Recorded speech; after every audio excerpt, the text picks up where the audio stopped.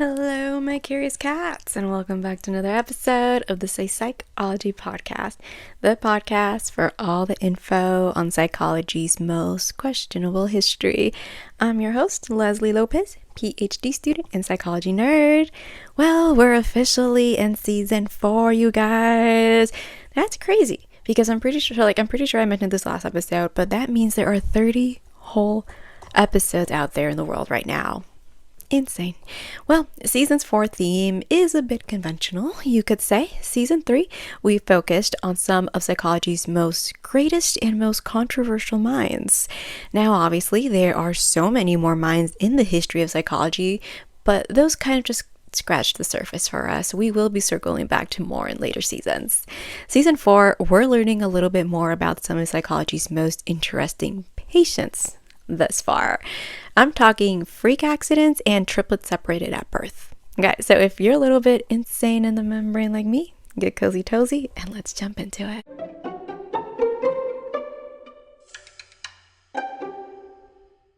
Speaking of freak accidents, have y'all ever met one? I'm kidding, of course.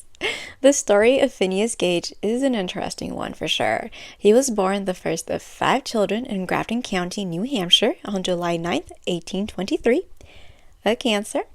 I love me a good Cancer, okay? Y'all are probably my favorite water sign. I'm not gonna lie. You are just so chaotic and I live for the chaos.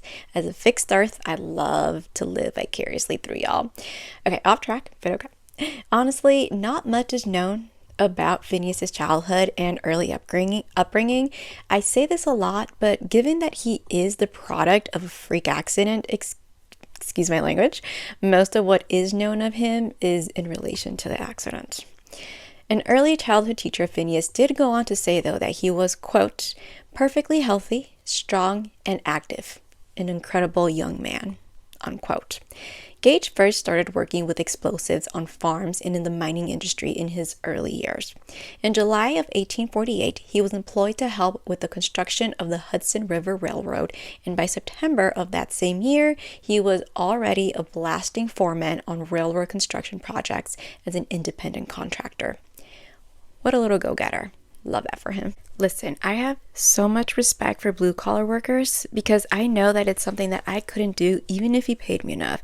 Not that I wouldn't try, because let's be honest, in this economy, we'll do anything for a nice check, but I just know that it's something I wouldn't succeed at because of the type of person that I am. Like, it's personal. I like my clean, made-up face, my hair done, my nails done, typing on a keyboard. As much as I hate answering phone calls, sending out emails, the office AC system, my carpal tunnel, I have nothing to complain about, and I know that. Okay? But Phineas, he was a blue-collar man at a time that the mining industry was at its peak. On September 13th, 1848, Phineas was directing a work gang blasting rock while preparing the roadbed for the Rutland and Burlington Railroad in southern Vermont.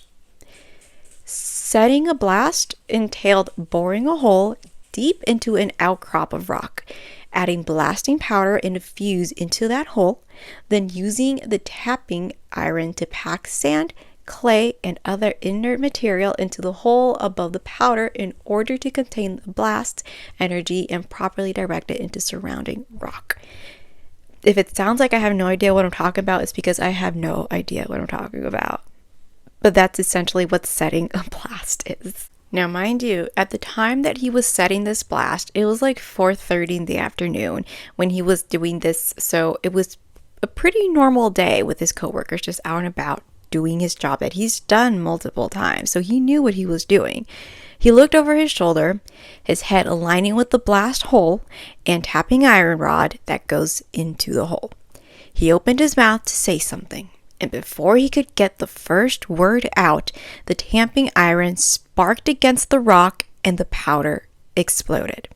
Mind you, this thing was 1 1/4 inches in diameter, 3 feet and 7 inches long, and weighed over 13 pounds. This giant thing rocketed from the hole and entered the left side of Phineas's face in an upward direction. just forward of the angle of the lower jaw, continuing upward outside the upper jaw and possibly fracturing the cheekbone as it passed behind the left eye through the left side of the brain, then completely out of the top of the skull through the frontal lobe. If you're watching on YouTube, I'm going to post a picture. That's as best as I can explain it through like speaking wise. But like, I'm not so sure if you're getting this. Okay, like the thing didn't even get lodged in his eye and cheek. It shot straight through his face, like straight through. The iron rod landed point first about 80 feet away from where he was standing, smeared in blood and brain guts. Phineas had landed on his back and gave some brief convulsions of the arms and legs, but spoke within a few minutes, walked with little assistance, and sat upright in an ox cart. About 30 minutes after the accident, Phineas was found sitting in a chair outside a hotel where a doctor was staying. Phineas looked up at the doctor and said, "Doctor, here is business enough for you," and showed him the hole through his face and head. The doctor noticed the wound on his head and could very clearly see his brain through the hole, just pulsating. The doctor said that the top of the head appeared somewhat like an inverted funnel, as if some wedge-shaped body had passed from below and upward. While the doctor was examining the wound, Phineas was telling him about how it happened and did not believe a single word. Honestly, I don't blame the doctor, because what the fuck? What do you mean this thing literally shot right through you and you were able to walk from your workplace to my hotel room, and now you're just telling me there's no fucking way you're not dead, dude? That this did not happen. Phineas, however, insisted that the story was true, and as he should. About halfway through the examination, Phineas got up and vomited. The pressure and effort of vomiting pressed out about half a teacup full of the brain through the exit hole at the top of the skull and then fell to the floor. Like, I'm trying to imagine the doctor's face again. What the fuck? Brain guts on the floor. How this man was alive is the phenomenon here. Despite the brain guts in the giant hole in his head, Phineas was fully conscious. Tired, but conscious. Although debatably, he was more woozy than tired, because the blood didn't stop. The hotel pillow in bed was drenched, and I mean drenched in blood, according to the doctor. So much so that Phineas was swallowing his own blood, which he then puked back up every 15 to 20 minutes. As you could imagine, treatment was a whole ordeal. Doctors shaved Phineas's scalp around the region of the hole over his skull, scooped away any coagulated blood, small bone fragments, and over an ounce of protruding brain guts. After poking around his skull for foreign bodies and replacing 2 large detached pieces of bone, doctors closed the wound with adhesive straps, leaving it partially open for any remaining drainage. The open wound on his left cheek was bandaged loosely for the same reasons of any remaining drainage. His head was essentially covered in bandages and cold presses in order to not lie down, for obvious reasons. Now, Phineas was fine through the whole ordeal. Like, the man was conscious and talked about going back to work soon. I can't think of a better example for the American workforce. The man was literally gushing out brain guts out of his skull, and he was thinking about when he would be able to go back to work. Unbelievably. Just an anomaly. Now, yes, Phineas was fully conscious. However, his mental state over the next few days did have a bit of an up and down to it. I mean, yeah, like, just the day after the accident, he was perfectly capable of recognizing his own parents. The day after, though, so 2 days after the accident, it was noted by doctors that Phineas had, quote, lost control of his mind and became decidedly delirious, unquote. By day 4 after the accident, he was behaving rational again. He recognized his friends and even hosted a little get-well-soon party for himself. Kind of sad. Doctors really thought there was a possibility that Phineas could make a full recovery. That didn't last long, though. About 12 days after the accident, Phineas was comatose. That's a big word. Barely speaking unless spoke to, and then answering only in short syllables. On day 13, Phineas had failing strength. His coma had deepened and was barely eating, and his wounds were showing signs of an infection. By day 14, his friends and family were practically expecting his death. So much so that they had his coffin and death clothes ready and laid out for when the moment came. But his doctors refused to give up. Particularly Dr. Harlow, his main physician through the whole ordeal. He prepped for a cerebral abscess surgery, which allowed him to reopen the wound with surgical precision to drain out the infection that was growing over his skull. Remember, this is 1848. Absolutely miraculous because it was literally a life-saving surgery. On day 24 after his accident, 10 days after they were sure he was on his deathbed, Phineas was able to raise himself up from his upright bed and take his first step. About a month after his life-saving surgery, he was walking again. He was able to climb stairs and walk around his home with little to no difficulty. So, because Phineas was doing pretty okay physically, I guess this believed many to assume that he was also doing well mentally. However, this could not be farther from the truth. Although Phineas seemed to be okay physically, he was not doing pretty hot mentally.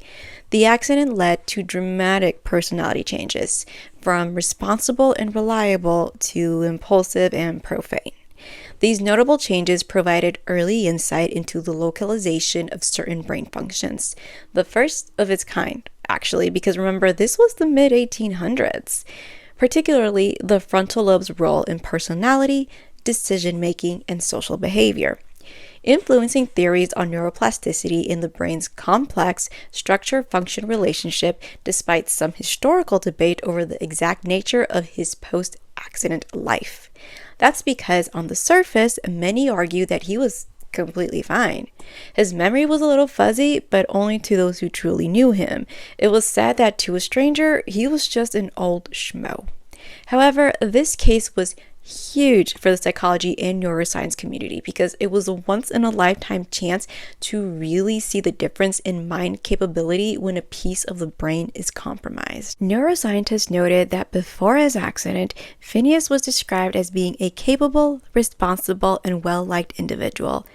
After his accident and recovery, however, he became, quote, fitful, irreverent, and grossly profane, unquote, showing little to no deference, difficulty with decision-making, and an inability to hold down a job.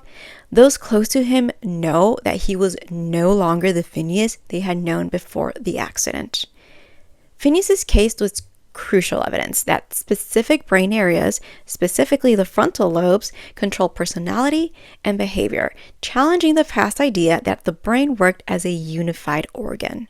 You see, the prefrontal cortex's role is highlighted in social cognition, emotional regulation, and executive functions like planning and judgment. That's why when you hear people say that the prefrontal cortex hasn't or has developed when someone hits 25, it means that their emotional regulation, that their decision making, and their executive functions are also developed. They're more mature, and you can see it. It's very noticeable. In fact, personally, I felt it. Like it was like an overnight instant thing. It really, really is. But Phineas' survival and ability to adapt despite significant damage demonstrated the brain's capacity to rewire itself. This was further demonstrated when years after his accident, significant improvement kept being notated. Phineas' personality change kept improving, which meant that over time, he had become far more functional and far better adapted socially. This information was significant to say the least. Again, remember, this was the mid-1800s. These findings only led to even greater psychology and neurological research into the brain in its different areas. Modern studies using his skull and CT scans reveal extensive damage to white matter networks, suggesting the disruption of the brain connectivity contributed to his changes, and not just the gray matter loss. On May 21st, 1860, at age 36, Phineas passed away due to seizure in his sleep. His skull and the iron rod that was the cause of the accident was donated to Dr. Harlow, the man who was in charge of all his initial surgeries when his accident happened. This donation to science is what further implemented the studies in the theories of the different functions of the brain in connection to the individual cortexes. Well, my curious cats, welcome to season 4, and thank you so much for tuning in to today's episode. A little bit of a shorter episode, but like I said, Phineas was an amazing man, but sadly enough, his entire story is dedicated to his freak accident. Again, excuse my language. Phineas, again, was certainly interesting, okay? Like, the case revolutionized what we know about the brain, its functions in its different areas today.